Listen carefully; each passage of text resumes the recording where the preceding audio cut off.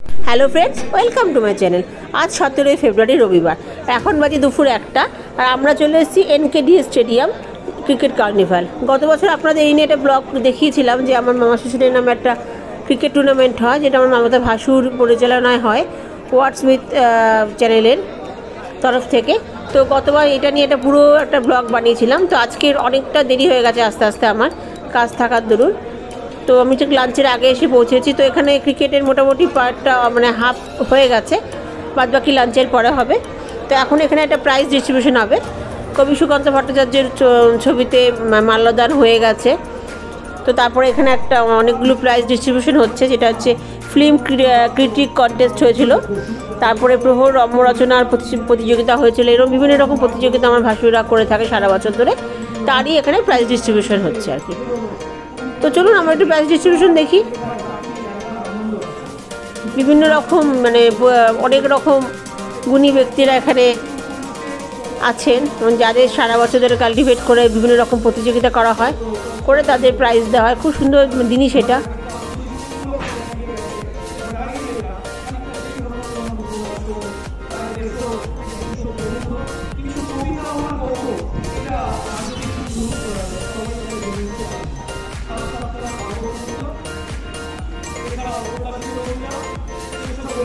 আমি সবাইকে চিনিও না, শুধু কে কী লাইনে আছে সেটা বলতে পারবো।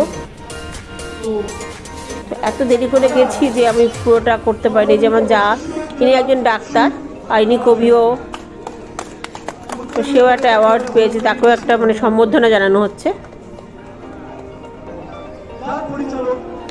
ইনি একজন ফিল্ম ডিরেক্টর, যার মানে সামনে কোনো একটা সিনেমা আসতে চলেছে, এনাকেও সম্বর্ধনা করা হচ্ছে।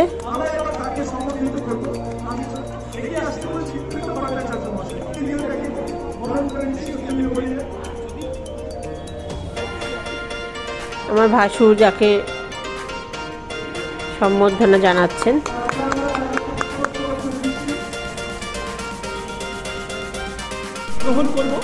তিনি একজন প্রতিযোগী, তিনি ফার্স্ট হয়েছেন। তো আমাকে বলা হয়েছে তাকে সম্বর্ধনা জানানো, তাকে প্রাইজ দেওয়ার জন্য। এটা আমার নিজস্ব, আমার ক্ষেত্রে একটা মানে অনার যে আমি এই যোগ্য যে তাকে একজনকে আমি তাকে প্রাইজ দিতে পারছি। এই জন্য আমি ওনার ভাসুর জায়ের কাছে যথেষ্ট কৃতজ্ঞ। এবং রয়েছে তার স্বাদ।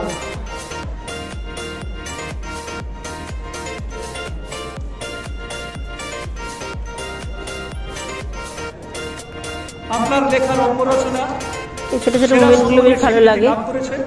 সাহিত্য জগতে আপনার খ্যাতি ছড়িয়ে পড়ুক সেই কামনা প্রকাশ করছে প্রহরের সাহিত্য পরিবারের সঙ্গে। এই ছিল আমাদের স্মারকে লেখা। আশা করি সাহিত্য জগৎ তার ভবিষ্যৎ লেখায় সমৃদ্ধ হবে। আর তাকে কিছু বলতে বলা হচ্ছে। তিনিও একজন লেখিকা।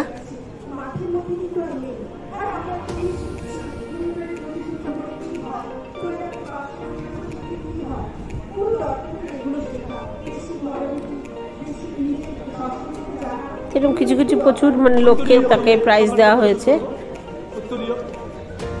তো তারই কিছু কিছু মানে ছবি আমি যতটা পেরেছি ক্লিপিং তুলে চেষ্টা করেছি, কিন্তু এবার আর ক্রিকেট ম্যাচটা তোলা হয়নি।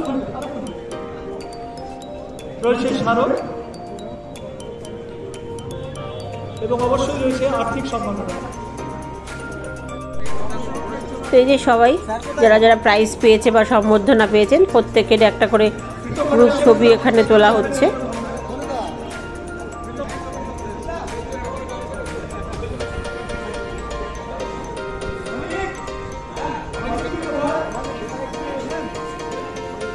খুবই সুন্দর পরিবেশটা, খুবই ভালো লাগে আমার।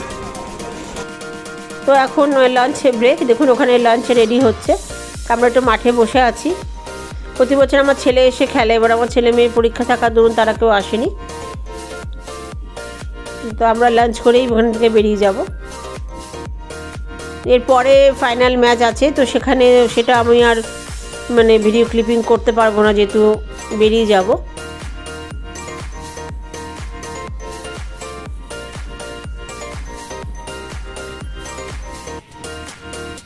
এখানে ছোটোখাটো একটা আড্ডা বসেছে লাঞ্চের আগে।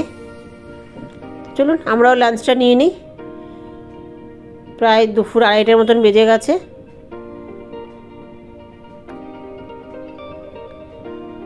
এরপরে খেলা শুরু হয়ে যাবে।